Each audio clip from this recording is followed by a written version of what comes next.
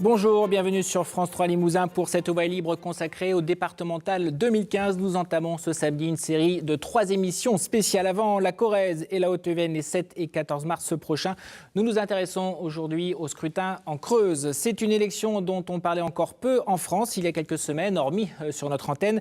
Mais plus on se rapproche de l'échéance, plus elle alimente les conversations, les articles de presse, car tous les observateurs avisés le disent et le répètent. Il y aura un changement du visage des départements et un changement des visages des élus. Et la Creuse ne devrait pas y échapper avec un nouveau mode de scrutin, un redécoupage des cantons, 15 au lieu de 27, des divisions au sein de la gauche, une abstention redoutée, un électorat à droite déboussolé par la guerre des chefs à Paris et un Front national qui espère continuer sa moisson dans les départements ruraux. Vous l'aurez compris, cette élection s'annonce intéressante pour ne pas dire passionnante. Au soir des premiers et second tours, les 22 et 29 mars, les résultats creusois pourraient réserver des surprises et déjà poser cette question. Le Parti socialiste sera-t-il en capacité ou non de conserver le Conseil? Nous allons en parler durant près d'une heure avec nos 4 invités. Laurence Pache, conseillère régionale représentant le Front de gauche. Vous n'êtes pas candidate pour cette élection, mais en tant que creusoise, votre regard est pertinent. Valérie Simonet, conseillère générale UMP et chef de file de la droite et du centre pour cette élection. Jean-Jacques Lozach, sénateur socialiste, président actuel du Conseil général et vous sollicitez un nouveau mandat. Enfin, Martial Môme, conseiller municipal de Guéret, responsable du Front national pour la Creuse, également candidat pour ce scrutin. Merci à vous 4 d'avoir accepté notre invitation et vous serez écoutés avec attention par Alain Ginestet, notre confrère de France Bleu Creuse, radio partenaire de cette élection. Il nous livrera tout à l'heure, en fin d'émission, son analyse sur ce débat et sur les enjeux en Creuse. Mais avant d'aborder ce débat, à mes côtés, Christian Moulinard, notre consultant politique qui enchaîne les mandats pour nous apporter son regard sur les élections. Christian, bonjour. Un mot d'abord pour rappeler à nos téléspectateurs les caractéristiques du mode de scrutin, car il a changé. Oui, c'est vraiment une grande nouveauté, puisque désormais, c'est un scrutin binominal, mixte, majoritaire à 2 tours. Binominal parce que dans chaque canton, on va élire 2 conseillers. Un conseiller et une conseillère, puisque c'est un scrutin mixte et qu'il faut impérativement que la parité soit respectée. Si au premier tour, 2 des candidats obtiennent la majorité absolue des suffrages exprimés, représentant au moins le quart des électeurs inscrits, ils emportent le siège. Sinon, il y a un second tour où ne peuvent se présenter en principe que les binômes ayant obtenu au moins 12,5% des électeurs inscrits. Et la grande nouveauté de ce scrutin, on en parlera, c'est le redécoupage des cantons. Alors bien sûr, ce nouveau mode de scrutin a entraîné un redécoupage des cantons. Dans la bagarre, si j'ose dire, la Creuse a gagné, puisque alors qu'il y avait naguère 27 conseillers généraux, il y en aura désormais 30, puisqu'il y a 15 grands cantons élisant chacun 2 conseillers. Et quelles pourraient être les conséquences en Creuse de ce scrutin ? Alors, les observateurs sont partagés. On considère généralement que des 3 départements de la région de Limousin, la Creuse est sans doute le département où la majorité sortante pourrait le mieux résister, mais il ne faut pas s'aventurer autant que ça. Moi, je ne prendrai pas pour ma part les paris, parce que, comme partout, il y a le risque d'une abstention, et d'une abstention importante. Comme partout, et c'est une originalité en Limousin, le Front national cherche à s'implanter et il pourrait bien y réussir. Et puis, il y a aussi, plus localement peut-être, des réactions de mauvaise humeur au nouveau découpage cantonal, et puis peut-être bien à la création de la future grande région. Il y a au moins toute une partie de la Creuse qui ne déborde sans doute pas d'enthousiasme à cette perspective. Et on va en parler au cours de ce débat. Jean-Jacques Lozach, je commence par vous. Les sondages ne sont pas très bons pour le Parti socialiste. Le contexte gouvernemental n'est pas très favorable. C'est une élection intermédiaire, souvent défavorable au pouvoir en place. Vous avez déclaré y aller dans cette élection avec détermination. Est-ce que vous ne craignez quand même pas de perdre le Conseil général le 29 mars ?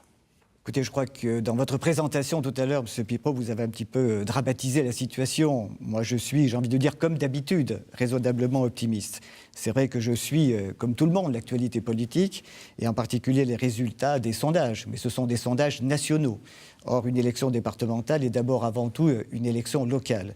Mais c'est vrai que je confirme cette détermination totale de la part des candidats de la majorité départementale sortante, les candidats des forces de gauche et de progrès, à la fois une détermination pour défendre avec force, avec conviction le bilan de cette équipe départementale sortante, un bilan qui, je crois, est apprécié par la très grande majorité des Creusois, mais surtout notre volonté politique, c'est de s'appuyer sur ce bilan-là pour aller plus loin, en particulier dans le domaine de l'action sociale, du développement économique, dans le domaine de l'aide aux communes et aux intercommunalités, dans le domaine de l'affirmation de la Creuse, oui, dans cette grande région du Grand Sud-Ouest qui nous attend demain, mais également l'affirmation de la Creuse dans ce grand débat national que constitue l'avenir de la ruralité. On en parlera tout à l'heure dans les programmes, mais est-ce que vous n'allez pas subir la division à gauche qu'on retrouve aussi en Haute-Vienne, aussi en Corrèze ?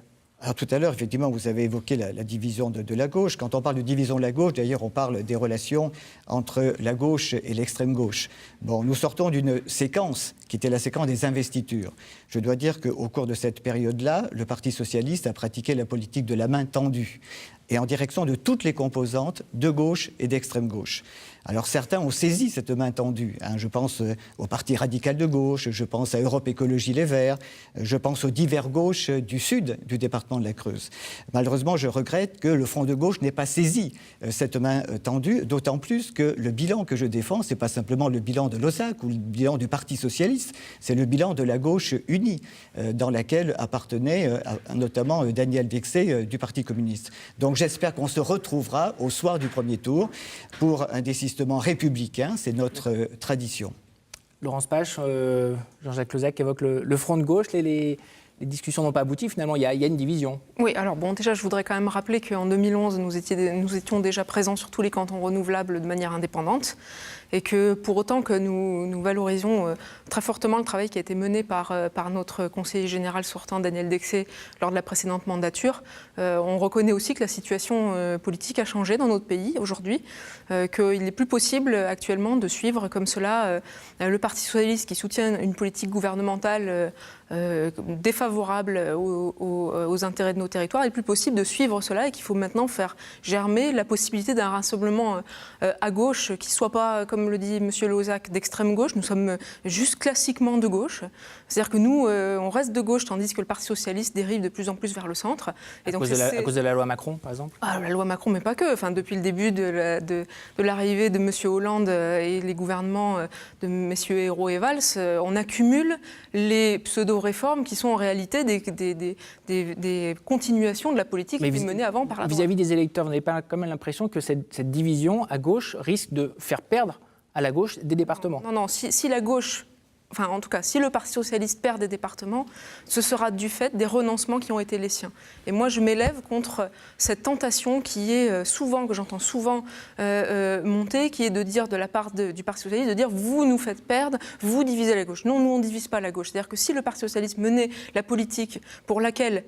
Au moment des présidentielles, nous avions apporté nos voix au second tour, 4 millions de voix quand même pour le Front de gauche, eh bien nous n'en serions pas là. Donc les responsabilités, elles sont à voir du côté de la politique menée par le gouvernement de M. Valls. Valérie Simonet, vous êtes la chef de file de l'Union de la droite, de l'UDI et du MoDem, c'est presque une première en France. Le contexte politique vous est favorable, vous pensez l'emporter ?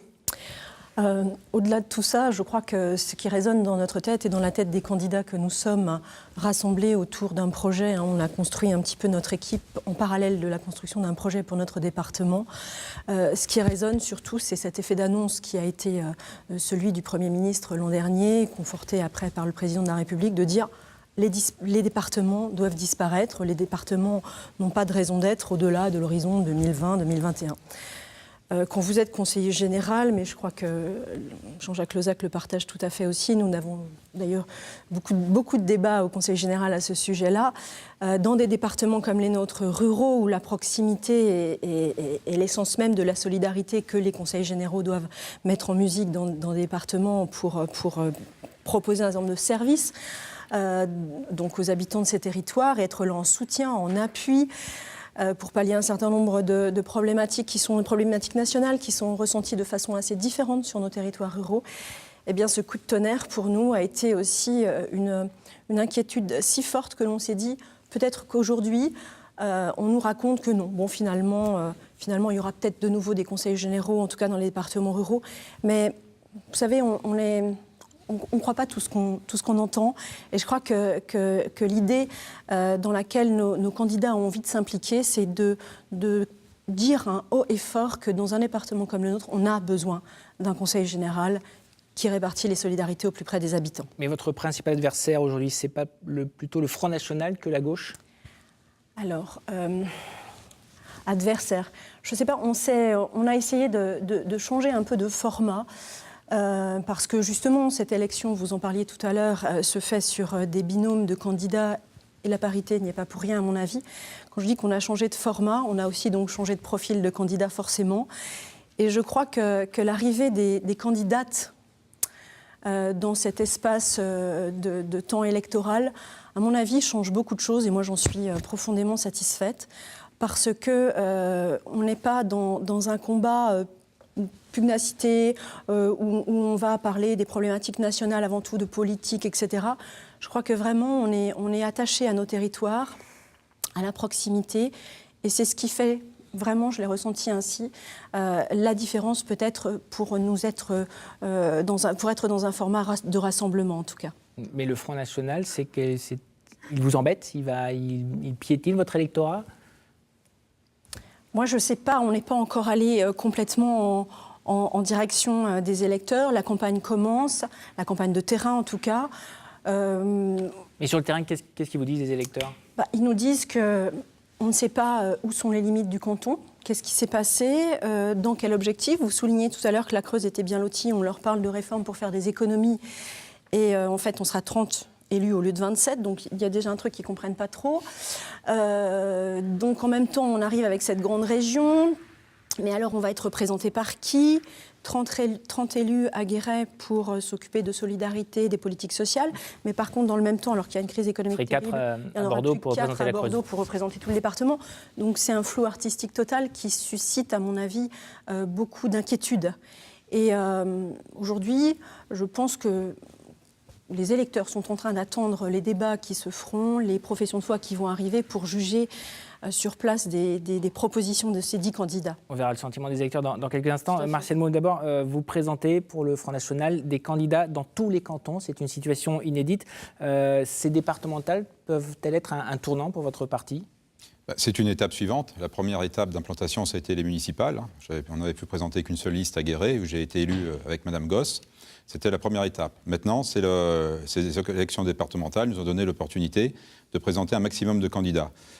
Honnêtement, je ne pensais même pas arriver à avoir les 15 cantons. Bon, j'ai travaillé d'arrache-pied, j'ai été aidé, et beaucoup de gens ont souhaité s'investir, presque autant de femmes que d'hommes. Un peu moins de femmes, ça a été un peu plus difficile.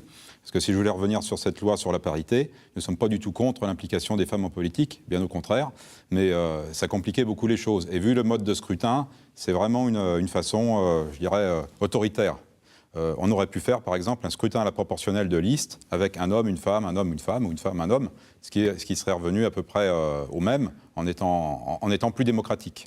Donc, la Creuse est un département rural. Il y a un vote Front National en zone rurale. On a parfois du mal à comprendre qui sont aux électeurs, qu'est-ce qu'ils attendent du Front National. On voit beaucoup d'articles en ce moment, le FN moissonne à la campagne.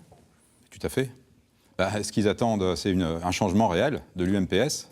On a vu l'UMP. On voit le PS. Mais qu'est-ce que dans les départements ruraux, le Front National peut apporter, par exemple ? Au niveau rural, aux agriculteurs ou dans les départements ruraux ? Au niveau des agriculteurs, c'est la thématique qu'on a développée lors des élections européennes. C'est-à-dire la PAC va disparaître petit à petit, la fin des quotas laitiers, le traité transatlantique, les agriculteurs sont condamnés à mort. C'est une profession qui va disparaître en France, donc en Creuse. Donc nous, on va renégocier tout ça au niveau européen et sortir de cette Union européenne si ça se passait mal, pour retrouver notre souveraineté. Donc en fait, vos arguments sont plus nationaux que locaux. Le problème, c'est qu'au niveau local, les marges de manœuvre sont assez faibles. On fait ce qu'on peut. On ne peut pas faire ce qu'on ne peut pas. Après, on peut aider les entreprises. Les entreprises au niveau de la Creuse, dans mon esprit, c'est l'emploi la première des priorités en Creuse. Alors, avant de poursuivre ce débat, je vous propose d'entendre ceux auxquels vous vous adressez, les habitants, les électeurs de la Creuse. Que pensent-ils de cette élection, de leurs élus, du redécoupage de leur canton? Notre équipe a parcouru il y a quelques jours, c'était lundi, le nouveau canton d'Auzance. Écoutez bien, regardez les impressions que nous avons recueillies. Elles devraient vous faire réagir, car c'est la réalité dans la campagne creusoise. Reportage Nicolas Landalouci, Thomas Milon, Jean-François Andrieux et Christelle Reynard. Ajoutez la courtine, Crau et Auzance et vous obtenez le nouveau canton d'Auzance. Une recette riche en kilomètres, une soixantaine. Qu'ils soient habitants ou commerçants dans ce nouveau canton, comment la digèrent-ils? Nous avons parcouru les routes à la rencontre de ceux qui vivent ou travaillent sur ce territoire. C'est une vraie connerie, c'est à l'image du président de la République. Notre canton va jusqu'à Auzance, donc c'est vrai que le canton couvre un territoire qui est assez vaste. Ça ne nous apporte rien pour notre pays, là. Ça fait très très loin. Le canton est déjà trop grand et le centre est trop loin. Voilà, nous on va vraiment être perdus. Un canton trop grand et un chef-lieu trop éloigné, fallait-il alors passer de 12 à 35 communes? De la Courtine à Auzance, la géographie de ce nouveau canton suscite le débat, mais aussi des inquiétudes. Ce canton a été construit sur des intérêts, un redécoupage tout à fait artificiel, qui ne correspond absolument pas à la vie locale, qu'elle soit économique, sociale ou culturelle. On aura moins de structures à proximité, déjà que c'est un peu la galère dans le coin, les postes, les docteurs, les pharmacies, au niveau des gardes, je pense que ça va poser encore plus de problèmes. Dans nos petits mondes ruraux, on n'a plus grand-chose. Lorsqu'on aura des formalités, il faudra aller très loin, les personnes qui ne peuvent pas se déplacer, tout ça, ce sera très dur. Je pense qu'ils ont fait des équipes de candidats avec un candidat de la région et un candidat effectivement d'Auzance. Donc le couple, je pense, va permettre d'écouter les besoins de la région de la Courtine et des besoins de la région d'Auzance. Donc je pense que pour ça, ils sont bien organisés. Si le redécoupage du canton ne devrait effectivement pas bouleverser l'offre de services, les inquiétudes, elles sont là. Preuve peut-être d'un manque de pédagogie de la classe politique au moment de justifier la réforme. Car si la forme du nouveau canton est beaucoup discutée, la façon dont ses frontières ont été décidées fait aussi beaucoup parler. D'abord consulter la population, et non pas une fois de plus des gens dans des bureaux qui décident selon des critères que l'on ignore d'ailleurs. Je ne vois pas pourquoi on regroupe. On n'avait qu'à conserver la Courtine comme elle était dans le temps jadis, avec 99 bistrots, 800 militaires en permanence. Et là, tout s'écroule. Plutôt d'approcher les gens aux politiques, plutôt que la politique, ça va dans l'autre sens. D'un côté, on vous dit qu'on simplifie la vie politique en ramenant de 22 ou 23 cantons à 15. Et dans le même temps, vous découvrez qu'on passe de 27 à 30 élus. Donc, il y a une espèce de reproduction spontanée et naturelle de la classe politique. Quand on sait que nous sommes les recordmen du monde en nombre d'élus par tête d'habitants, c'est vraiment se foutre de la tête des gens, quoi. Isolement, inquiétude, oubli, colère, loin d'avoir remporté une franche adhésion, ce nouveau canton a au contraire renforcé la défiance des électeurs à l'égard des politiques.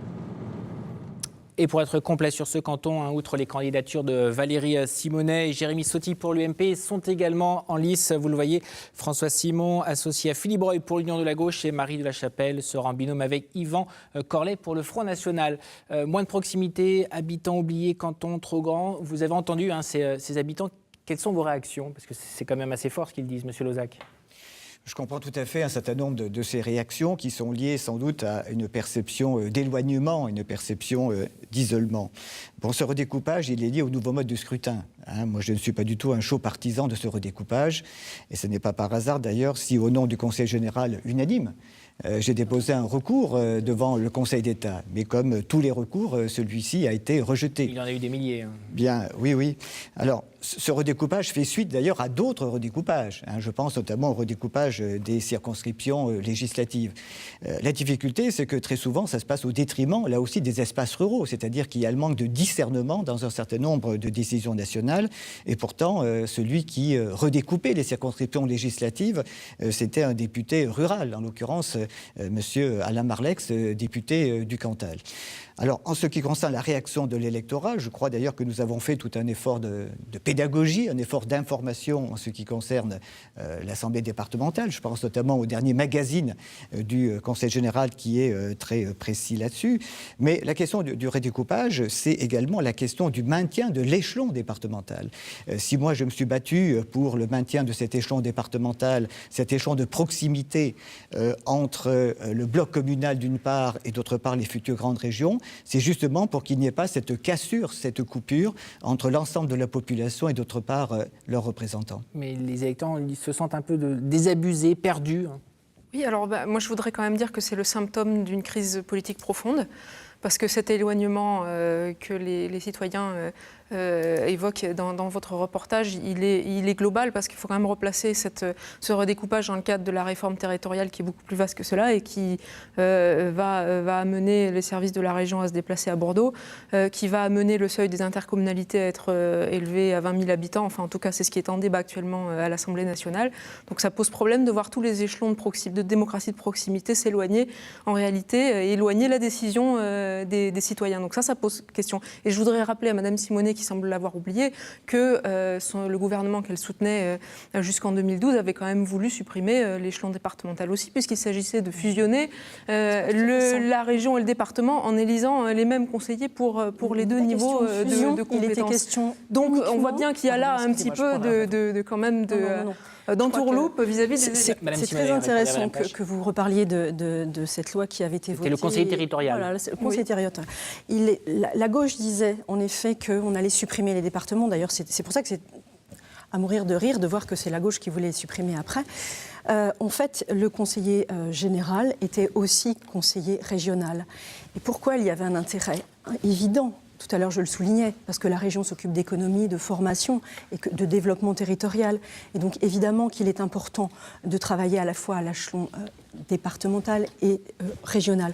Je vais vous donner juste un exemple, parce que je suis présidente d'un pays où on mène des politiques territoriales en partenariat avec la région, l'État et le département. Je vous citerai l'exemple des démarches collectives territorialisées, les fameuses DCT, les aides aux commerçants et artisans qu'on menait sur des programmes d'investissement locaux. Vous aviez l'État pour le FISAC qui examinait le dossier, vous aviez le département avec un chargé de mission qui examinait le dossier, vous aviez aussi la région qui examinait le dossier, plus un consulaire, plus celui qui portait le dossier pour le commerçant ou l'artisan au sein du territoire. Donc vous aviez au moins 4 ou 5 personnes qui donnaient avis sur un même dossier, parfois pour avoir un petit chèque en bout de compte de 800 000 €. Et vous savez, quand on va vers ces gens du monde économique qui sont de plus en plus dans les difficultés pour faire perdurer leur entreprise, quand ils comprennent cela, ils se disent mais peut-être que vous n'êtes pas trop nul quand même quand vous êtes élu et que vous pouvez à la fois peut-être travailler sur les politiques économiques et les politiques territoriales. Donc voilà, c'était ça cette réforme. Peut-être vous dites qu'il y avait suppression du département, c'est ce que tout le monde disait. Moi, je ne l'avais pas vu inscrit dans la loi à ce moment-là, je ne pense pas que ça l'était non plus. Et alors, ce qui frappe quand même quand on voit le reportage, c'est que visiblement les gens maîtrisent la vie politique, maîtrisent quand même le changement de scrutin. Ils ont été beaucoup à en parler, mais ils restent désabusés. C'est du pain béni pour vous, Monsieur Môme? J'aurais déjà à dire que je suis étonné des propos de Monsieur Lozac, qui est quand même président depuis 2001 de la région, socialiste, sénateur socialiste. Du département. Du département, oui. Vous avez été conseiller régional, par contre. J'ai même été premier vice-président. Oui, je sais. Vous êtes obligé de démissionner à cause du cumul des mandats, si je ne fais pas erreur. Vous critiquez tout ça alors que vous êtes socialiste, donc soutien du gouvernement socialiste, c'est votre propre gouvernement qui a créé ces... On parle d'élections départementales. Ah, mais je parle de ce que je veux parler, monsieur Lozac. Oui. Même si ça vous embête, vous êtes socialiste, vous êtes soutien du président de la République, du Premier ministre, c'est eux qui ont fait ces lois, qui ont fait ces découpages, vous venez les critiquer. Alors vous êtes frondeur ? Vous n'êtes pas frondeur? Je ne sais pas, je ne comprends pas. Je réponds à M. Môme. Je voudrais quand même rappeler que ce redécoupage, c'est la conséquence de la mise en place d'un nouveau mode de scrutin. Et l'objectif numéro 1 de ce mode de scrutin, c'est la parité. Alors effectivement, je suis opposé à ce type de redécoupage parce que je pense que l'on pouvait atteindre cet objectif de parité d'une autre manière.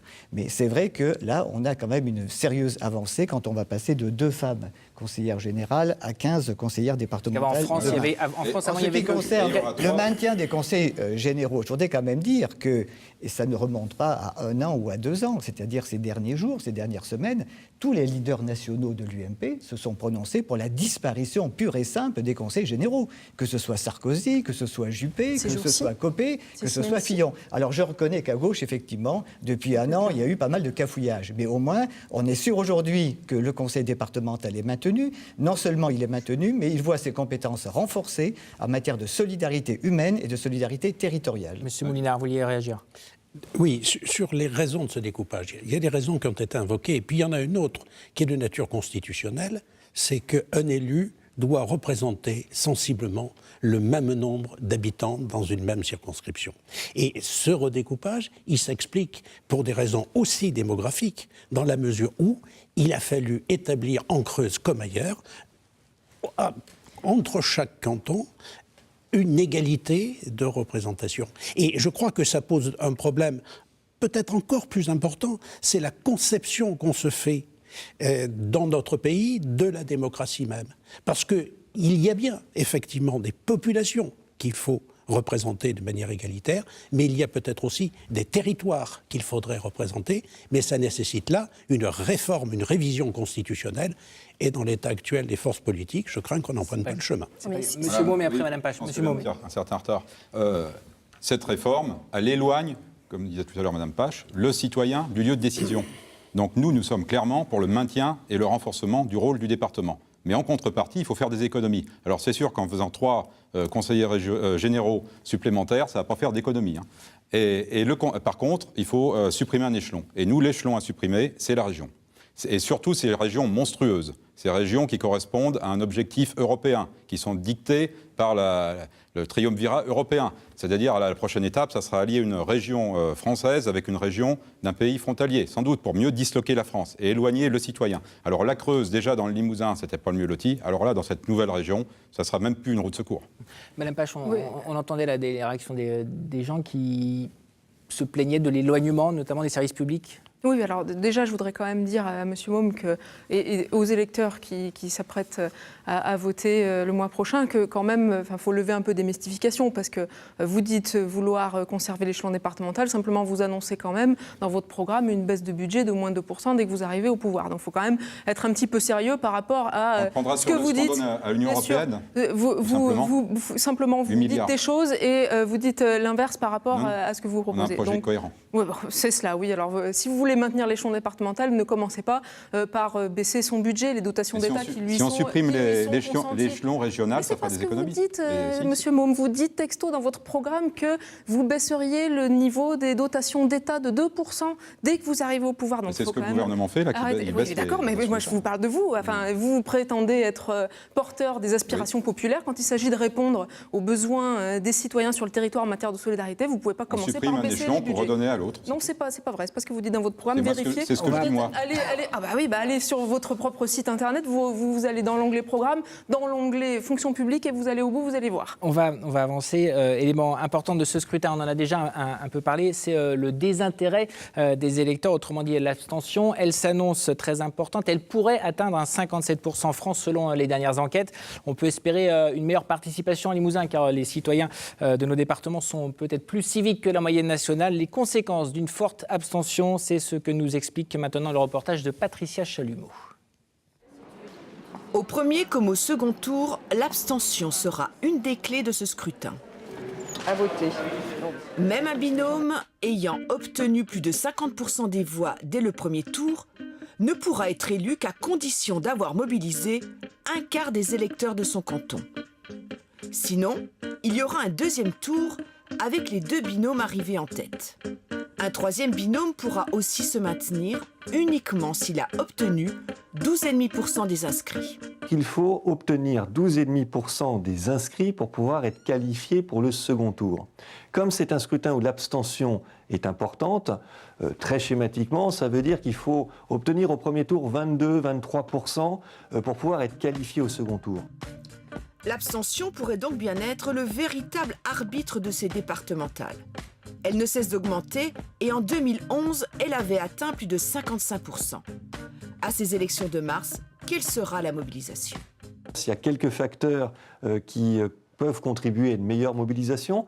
Le fait que justement c'est une élection nationale, donc il y aura l'idée encore plus nette d'une sorte de test national, ça peut contribuer à mobiliser, parfois par antagonisme, parfois pour justement exprimer son mécontentement, mais ça peut être un facteur.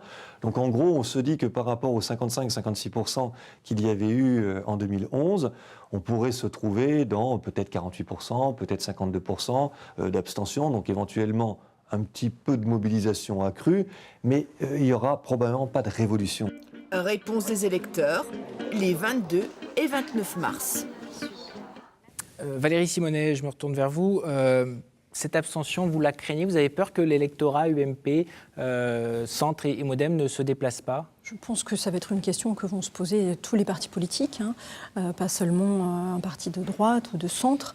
Ça tient bien sûr à ce mode de scrutin et la particularité de certains cantons. Vous donniez l'exemple tout à l'heure.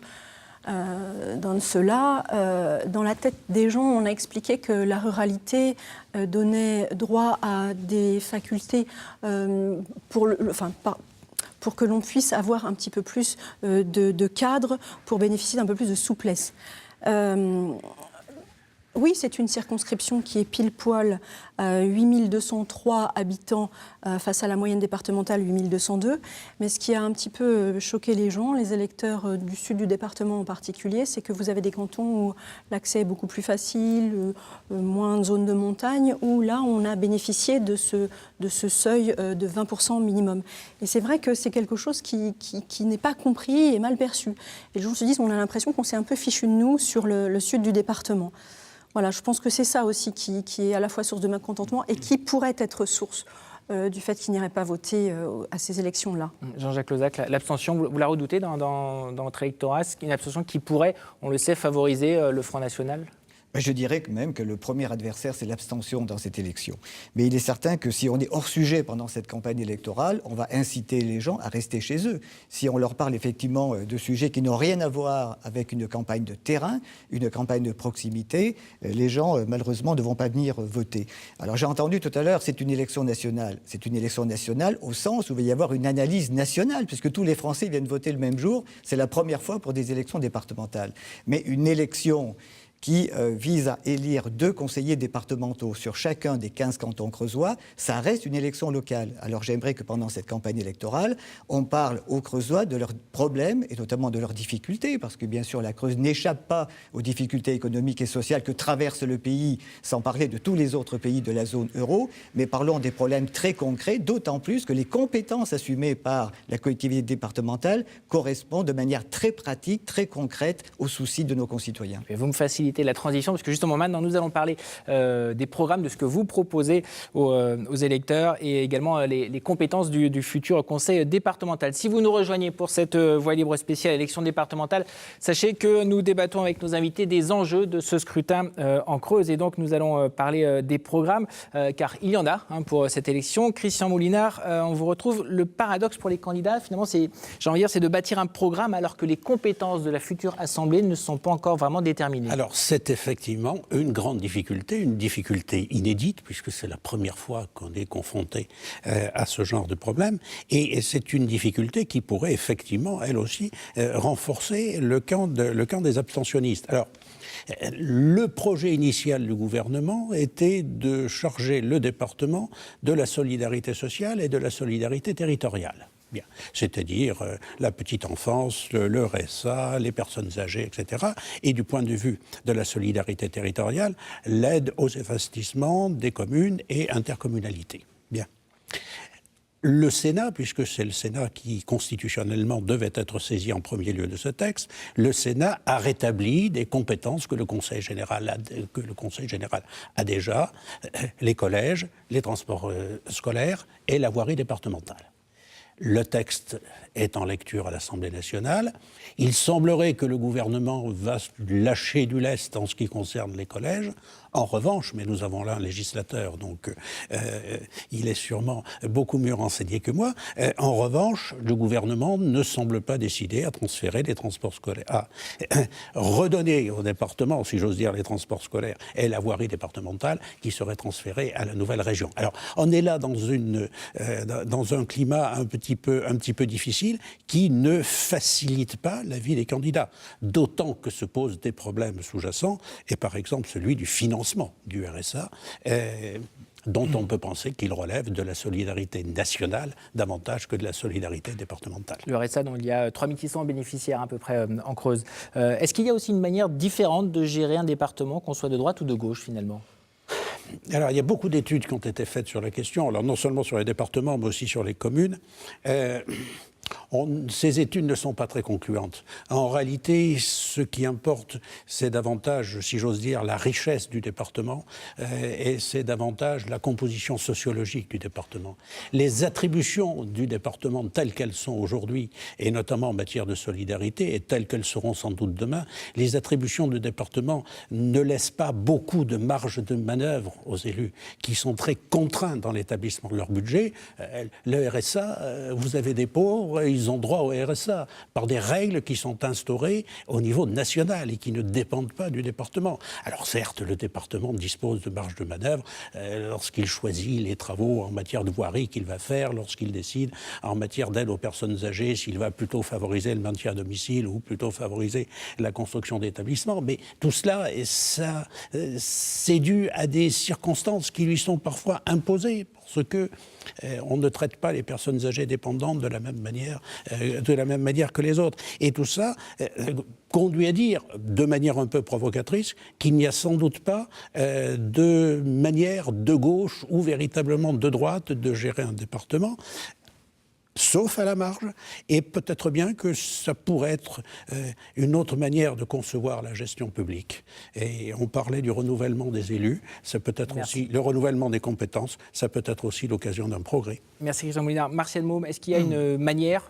différente de la droite ou de la gauche pour le Front National de gérer un département ? Vous arrivez à la tête du département, comment vous gérez cette assemblée ? On se situe au-dessus de la droite et la gauche. Que nous sommes nationaux. Déjà, arrêter la pression fiscale. Donc, M. Lozach défend son bilan. Le bilan, 85% d'augmentation de la taxe foncière entre 2001 et 2014. N'importe quoi. Si, ça a été source INSEE. Ça a été pris sur la commune d'Evaux-les-Bains. Vous savez qu'on n'a aucune autonomie fiscale, les conseils généraux, M. Môme, vous le savez quand même. Il y a une loi du gouvernement Fillon qui fait qu'on ne vote plus que le taux du foncier bâti, qui représente seulement 12% de la totalité des recettes fiscales du Conseil général de la Creuse. Je sais très bien que c'est pas que le gouvernement définit les bases et que vous définissez les taux. C'est votre taux départemental, le taux départemental. Seul taux, le foncier bâti, un seul. Oui, c'est le plus important, qui a été augmenté. En plus, il va y avoir une réforme des taux.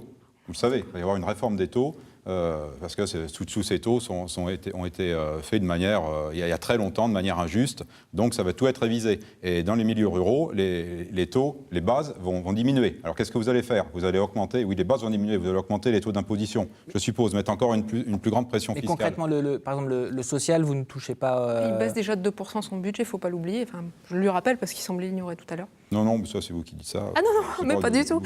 En matière d'insertion, c'est énorme. En matière d'insertion, par exemple, qui est une des grandes, une des grandes compétences du département, qu'est-ce que vous proposeriez en matière sociale ? En matière sociale, on fait ce que la loi nous oblige à faire. On peut pas, même si on arrive au pouvoir, on est bien obligé de faire ce que la loi nous demande de faire.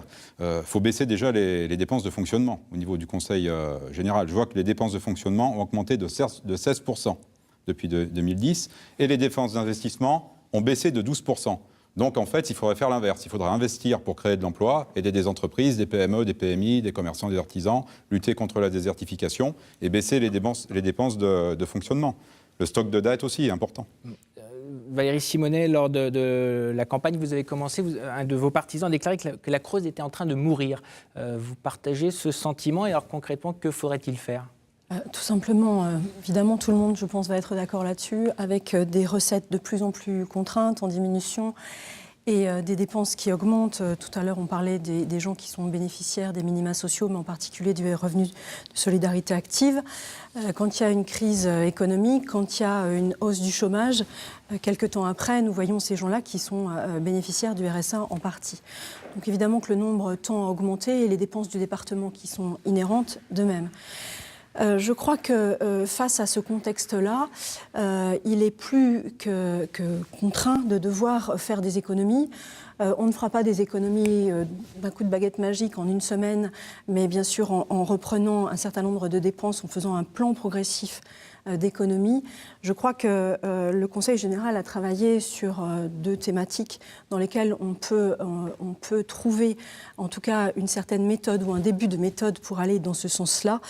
Je pense au plan climat, énergie, territoire, donc tout ce qui concerne les dépenses d'énergie, l'amélioration, concrètement, vous proposeriez quoi aux habitants ?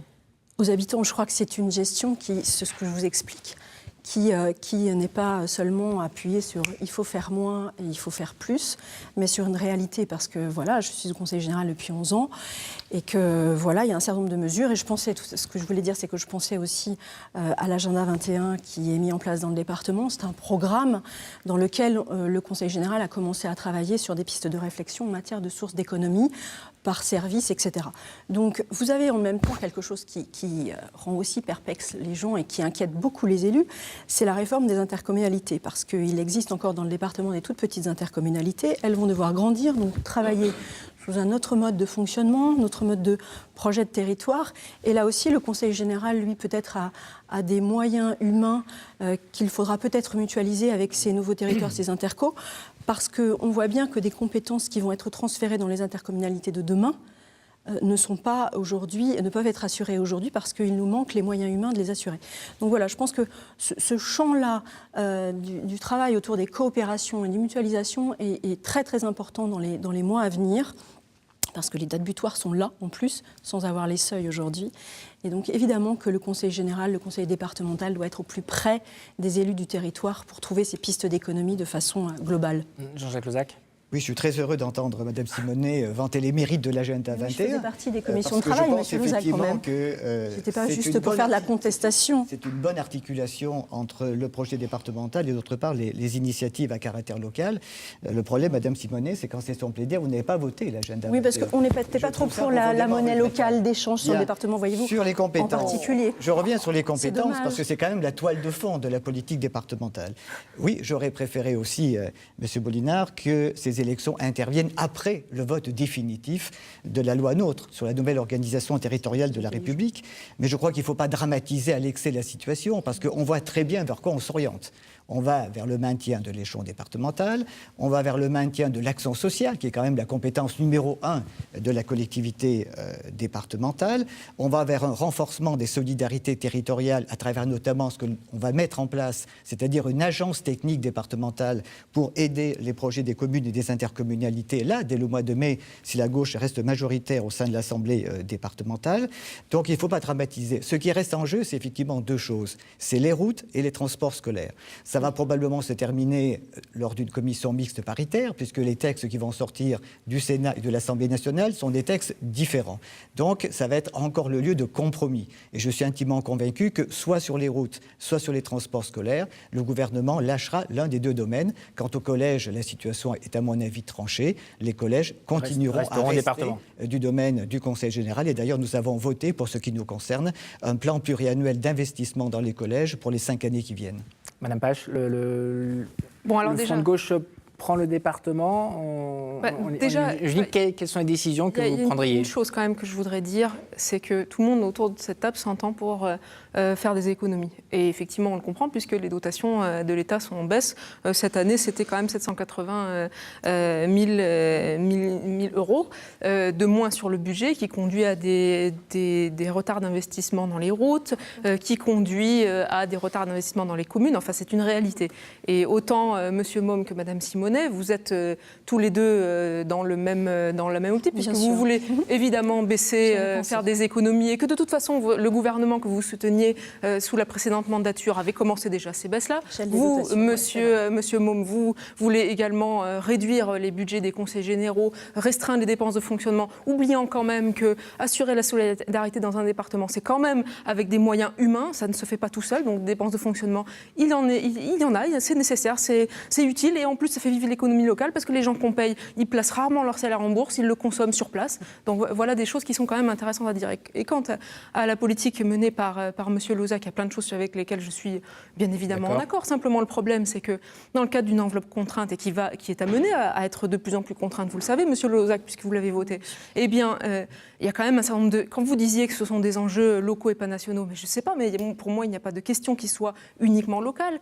Et toutes les questions sont en même temps nationales. Quand je vois des EHPAD, par exemple, en Creuse, augmenter, parce que leur financement est de plus en plus contraint par l'ARS, augmenter le prix qui est payé par les familles pour assurer la fin de vie de leurs parents, enfin, c'est insupportable. Et donc là, on voit qu'il y a une bataille qui est amenée. Donc oui, effectivement, comme le disait M. Moulinard tout à l'heure, de toute façon, nos marges de manœuvre sont assez réduites. Par contre, nous, ce que nous ferions, c'est que nous irions chercher les moyens. Et moi, je me souviens quand même d'une chose, c'est que quand la droite gouvernait encore ce pays, M. Bartolone, qui est un de vos amis, qui n'est pas le dernier des gauchistes ni de l'extrême gauche, avait voté un budget de révolte pour inscrire, c'était ces termes, pour inscrire dans la loi les sommes qui lui étaient dues au titre notamment de l'APA, du transfert de l'APA. Eh bien voilà, c'est quelque chose qui avait été mené avec force. Pourquoi c'est plus le cas maintenant? Et pourquoi est-ce que le Parti socialiste accepte cette tutelle budgétaire qui nous descend en droite ligne de la Commission européenne? Voilà une bataille qui est à mener et que nous serions menés. Alors Alain Ginesté de France Bleu nous a retrouvés pour intervenir dans quelques instants. Une question aussi que se posent les Français, on l'a vu dans beaucoup d'articles de presse ces derniers jours, une crainte de la hausse des impôts locaux. Est-ce que vous pouvez garantir aux électeurs qu'il n'y aura pas de hausse des impôts locaux pour financer l'APA, le RSA? Écoutez, tout à l'heure, vous avez posé la question, est-ce qu'une politique départementale de droite et une politique départementale de gauche, c'est la même chose? Bon, moi je dis que ça n'est pas la même chose. Quand je regarde en particulier ce qui se passe dans les départements de droite, je constate qu'aujourd'hui on privatise à tout va, on externalise à tout va un certain nombre de services, par exemple la restauration collective dans les collèges. Bon, on nous dit faire des économies. Je regarde ce qui se passe également dans les conseils généraux de droite. On veut faire des économies sur le social. Alors comment on fait? Eh bien on transfère des financements du conseil général sur les familles concernées. Est-ce que dans un département comme la Creuse, qui est l'un des départements les plus pauvres de France, on va accroître les difficultés des familles pour financer, par exemple, la tarification des parents ou des grands-parents qui se trouvent bénéficiaires de l'APA aujourd'hui? Je ne le pense pas. Je prends un autre exemple de clivage. Nous avons financé 160 emplois d'initiatives associatives en Creuse. La droite n'a jamais voté ces emplois associatifs. Est-ce que la population creusoise veut la suppression de ces emplois-là? Je ne le pense pas. Donc voilà quelques exemples de clivage. Et d'une manière très générale, moi je suis un militant convaincu, un avocat de la ruralité. C'est la raison pour laquelle j'ai créé avec 3 collègues la mission des nouvelles ruralités, afin que justement dans les espaces interstitiels entre les 14 grandes métropoles, il y ait la possibilité de mettre en place des schémas de développement. Or, la droite creusoise, par exemple, a systématiquement boycotté les nouvelles ruralités, alors que nous commençons à obtenir des résultats, à savoir qu'aujourd'hui même se tient, par exemple, un comité interministériel chargé de l'égalité des territoires. C'est la suite des assises des ruralités que nous avions demandé, nous, le mouvement des nouvelles ruralités. Valérie Simonet, vous boycottez tout ce qui est décidé au Conseil général? Pas tout. Non, pas tout. Non, d'ailleurs, voyez. Je crois même que 90% des délibérations sont adoptées à l'unanimité. Je vous fais de la publicité, oui, parce qu'en effet, la solidarité, bien sûr que nous votons les mesures et qui sont, regardez, règles. Les nouvelles ruralités, bien sûr que je m'y suis intéressée parce qu'il y a très longtemps que les énarques, comme vous les citiez, de Paris veulent nous couper en petits morceaux parce qu'on coûte trop cher et que, bien sûr, la métropolisation de la France est en route et la datar, etc. Et que, bien sûr, François Hollande est rentré dedans. Lorsque j'ai fait les propositions des nouvelles ruralités en session plénière, vous avez quitté la salle, madame. Il n'y a pas de souci, parce que c'est très bien que vous ayez cette démarche-là à un niveau plus national, mais il faudrait vous pencher un petit peu plus sur ce qui se passe sur vos territoires et sur la Creuse, parce que les circuits courts, l'atelier d'urbanisme local, oui, mais on le fait déjà, Monsieur Lozach, depuis longtemps sur les territoires. Et si vous veniez sur Pays Combrailles en Marche, par exemple, il y a longtemps, et d'ailleurs vous le savez très bien, puisque je vous parle moi-même d'ingénierie de projet et fait partie de cette agence territoriale d'ingénierie, Voilà, la participation qu'on a, parce que nous, ce dont vous parlez à l'extérieur du département, nous, on l'expérimente déjà depuis quelques mois sur le territoire. Et c'est ça, être un élu de proximité. C'est pas seulement faire des grandes déclarations et dire, tac, on va garder les départements ruraux parce que je crée un truc qui s'appelle les nouvelles ruralités. C'est mettre en pratique et inventer le monde de demain. J'étais maire d'un village de 315 habitants, madame Je suis maire de Simon. 115 habitants. Les projets de territoire, c'est définir demain les défis que nous avons à relever. C'est l'enfance, c'est les mobilités, parce que ça, vous le savez très bien, que c'est une problématique importante. Et voilà pourquoi nous sommes très vigilants aussi face à cette loi NOTRe qui est en train un jour de dire c'est la région, un jour c'est le département. Et les transports. Les transports resteraient à la région, mais ça nous fait peur. Les transports scolaires, on a 2 collèges chez nous, Crau et Ozons, qui sont déjà pointés du doigt. Et on se dit demain, depuis Bordeaux, ils vont nous expliquer que tout va bien se passer et qu'on va maintenir des dépenses de transport pour faire en sorte que nos enfants aient des temps courts de déplacement. Enfin, voilà, il y a vraiment tout un tas de choses qui font peur aux gens, qui les inquiètent. Et je crois qu'ils auront peut-être confiance, je l'espère en tout cas, en des gens qui travaillent sur le terrain avec eux et qui font... C'est terrible, hein, mais la droite aussi expérimente le discours avec les citoyens et la démocratie participative, leur demander leur avis, leur demander dans la concertation, ça existe aussi chez nous. Vous savez, nous avons pas besoin d'en parler à l'extérieur du département. Nous avons beaucoup expérimenté au niveau du Conseil général. Il faut savoir que la Creuse a été le territoire d'expérimentation pour la mise en place du RSA hier et aujourd'hui pour la mise en place de la garantie jeune. Alors le temps presse, nous approchons de la fin de cette émission. Alain Ginestet de France Bleu Creuse, notre partenaire pour cette élection, nous a rejoint. Bonjour Alain. Alors vous avez écouté attentivement nos invités. Qu'avez-vous retenu, remarqué des débats ? Déjà un peu de passion, la sentait venir notamment sur la fin.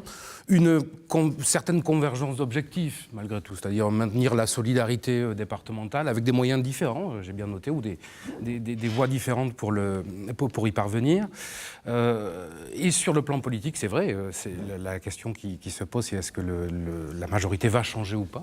Et je dirais même que c'est peut-être la première fois que cette question se pose depuis déjà un certain temps dans le département de la Creuse. C'est presque... Enfin, si jamais l'UMP l'emportait, la majorité changeait, ce ne serait pas une révolution, ce serait une alternance, puisque ça s'est déjà vu dans le département. En 2001, l'UMP était déjà aux commandes du département. Mais c'est vrai que les ingrédients ont changé par rapport à cette époque-là, sur le plan politique.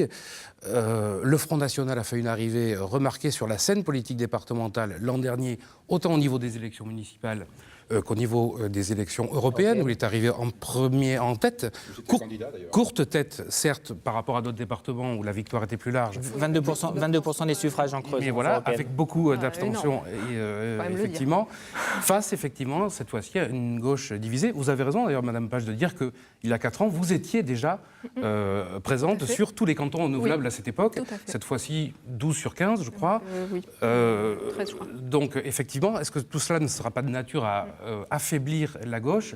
Et est-ce que de cela, le Front National et l'UMP ne va pas tirer profit ? C'est la question, c'est le grand enjeu finalement de cette élection en Creuse. Et puis un dernier mot sur le fond, vous l'avez évoqué tout à l'heure avec Christian Moulinard. C'est vrai qu'on sent quand même les candidats quelquefois un petit peu gênés, même si M. Lozach le relativisait, parce que c'est vrai, vous avez raison, on sait un peu où on va quand même en termes de compétences. Mais c'est vrai qu'il eût été beaucoup plus clair, beaucoup plus confortable pour tout le monde que l'on sache véritablement quelles seront dès demain les compétences des conseils départementaux. Là, on est en train de désigner un chauffeur de bus pour partir en vacances l'été prochain et on ne sait pas s'il aura toujours son permis dans 3 mois. C'est compliqué pour les candidats, mais aussi en premier lieu pour les électeurs. Marcel Môme, vous vouliez réagir à ce que dit Alain Ginestet ? Il a raison, c'est tout l'amateurisme de François Hollande et du gouvernement depuis qu'ils sont au pouvoir. Hein. C'est un gouvernement d'amateurs ultralibéraux, d'amateurs européistes. Et les résultats, ça se voit en Creuse. On dit l'égalité des territoires. Oui, c'est vrai qu'on va bientôt être tous égaux. Plus de commerce de proximité, plus de services publics, plus de transport, plus rien. On dit on est un pays pauvre, déshérité. Les téléphones portables. Qu'est-ce que vous faites pour ça aussi ? Il y a des tas de zones où les téléphones portables ne passent pas en Creuse. Quand vous voulez dire à des entreprises de s'installer, pas de portable, le bas débit, tout ça, on n'a pas suivi l'évolution de la technologie, non plus en Creuse. Valérie Simonet, en réaction à ce que dit Alain Ginestet ? Monsieur Môme n'est absolument pas le même élu que je suis moi. Et pour vous rassurer, il y a un plan de développement du haut débit. J'avais une réunion dans ma communauté de communes hier avec un plan d'investissement. Rien n'est parfait, mais si vous continuez à ne tenir que ce discours-là, mon avis, de dire tout va mal en Creuse et il n'y a plus rien, c'est déjà des discours qui se sont tenus et qui ont fait fuir beaucoup trop de monde. Je crois qu'à un moment, il y a des choses qui ne vont pas, on le sait, mais il y a des choses sur lesquelles on peut appuyer pour mettre en marche de nouvelles dynamiques. En tout cas, nous, c'est notre envie et on y croit encore. Donc on n'ira pas vers les électeurs en leur disant il n'y a plus rien. Il nous reste une minute. Laurence Pache, vous vouliez... Moi, je voulais quand même dire une chose, c'est qu'on assiste à beaucoup de flou dans les paroles des uns et les autres. La véritable question, c'est celle de la répartition des richesses. Parce que pourquoi on est dans la situation dans laquelle on est actuellement? Tout simplement parce que le gouvernement a consenti des cadeaux fiscaux aux entreprises, notamment celles du CAC 40 qui font des bénéfices, plus 30% en 2014. C'est pas moi qui le dis, c'est le journal Les Échos. Et là, il y a une vraie question, et qui n'est pas celle de remuer les gens, c'est de diviser la population entre elles, comme le fait si bien le Front National. Il s'agit au contraire d'aller s'affronter au pouvoir de la finance. C'est ça la vraie question. On a besoin de récupérer les moyens qui sont nécessaires, et c'est possible. Voilà ce que je voulais dire pour conclure ça. Et ce sera le mot de la fin. Merci à vous, le temps est passé très rapidement. C'est la fin de cette Voix Libre spéciale. Merci de l'avoir suivi, merci à vous d'y avoir participé. Merci aux équipes techniques en plateau et en régie. Les élections départementales continuent sur notre antenne dans nos journaux. N'oubliez pas non plus notre site internet limousin.france3.fr avec tous les cantons décrits un par un dossier très complet réalisé par la rédaction. On se retrouve samedi prochain, 7 mars à 11h pour une Voix Libre consacrée cette fois à la Corrèze. À suivre le journal avec Louis Roussel. Excellent week-end.